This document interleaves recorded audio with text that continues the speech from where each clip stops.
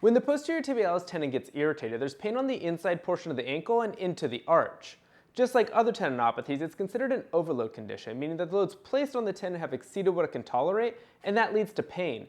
In this video, we'll go over the biomechanics and a rehab approach that could be helpful for posterior tibialis tendinopathy. Because the posterior tibialis tendon wraps around the medial malleolus and inserts into the navicular bone, it helps to support the medial arch of the foot during walking and running. And this support occurs in two different ways. When the foot first makes contact with the ground, it starts to pronate, so the posterior tibialis muscle contracts eccentrically to slow down this pronation as we absorb the load with each step. Then as we progress through the gait cycle, the posterior tibialis muscle contracts again to help lift up the arch, which is called supination. And this is an important phase because what supination does is it makes the foot more rigid, which helps with the push-off phase. And so if this doesn't happen, we have a less efficient push-off phase, which means that we're not able to generate as much force. So when we're looking at what rehab exercises to include in a rehab program, first we want to make sure that we're building up tolerance of that posterior tibialis muscle and tendon. For the first exercise, we'll start in a seated position with one leg crossed over the other. We'll have an exercise band wrapped around the foot. And then from this position, we want to slowly bring the toes up so they're pointing towards the ceiling. And then slowly back down so they're pointing back down towards the ground. Whenever we're doing tendon work, we need to make sure that we're providing an adequate stimulus to get the tendon to adapt.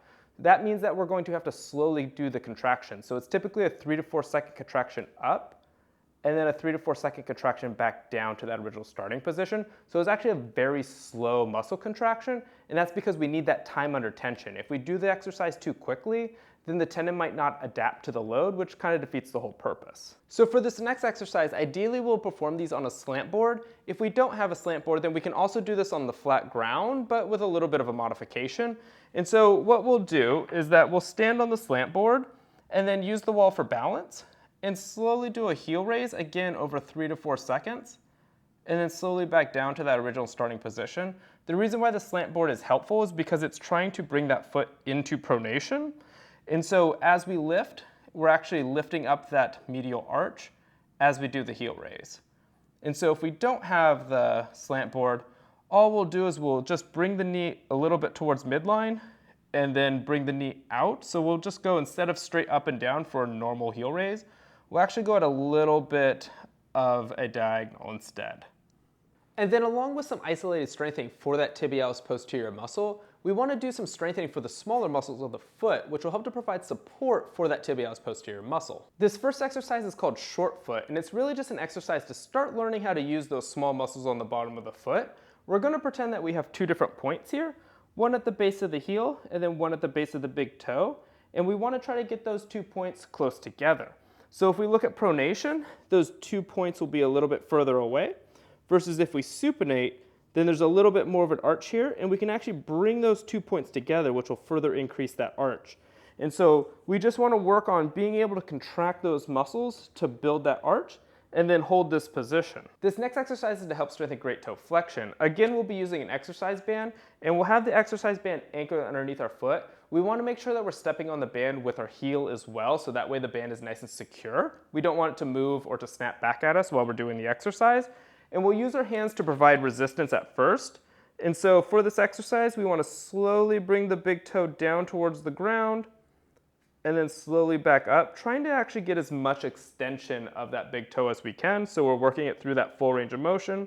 And then again, slowly bring that big toe down to the ground and then back to that original starting position.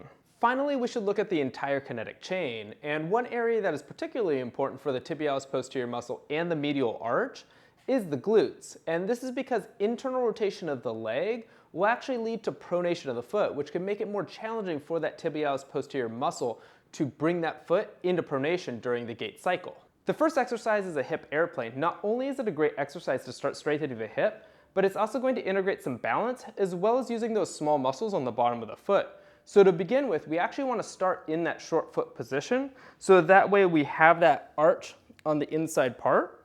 Then we'll go into a single leg stance, and then we'll bend our torso forward. The more forward our torso is, the more challenging this exercise is going to be. From this position, we want to lock our shoulders onto our hips, so they're going to move at the same time. And then from this position, rotate our hips up towards the ceiling, and then back down towards the ground.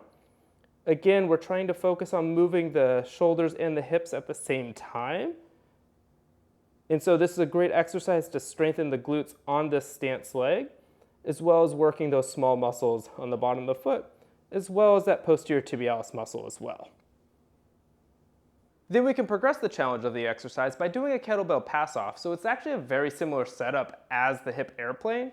So we want to make sure that we start with that short foot to have that inside arch. We'll be on a single leg stance, bend that torso forward just a little bit, and then take the kettlebell, and then we want to just pass it off from side to side, trying to have everything stay as still as possible, except for our hands as we pass the kettlebell from side to side.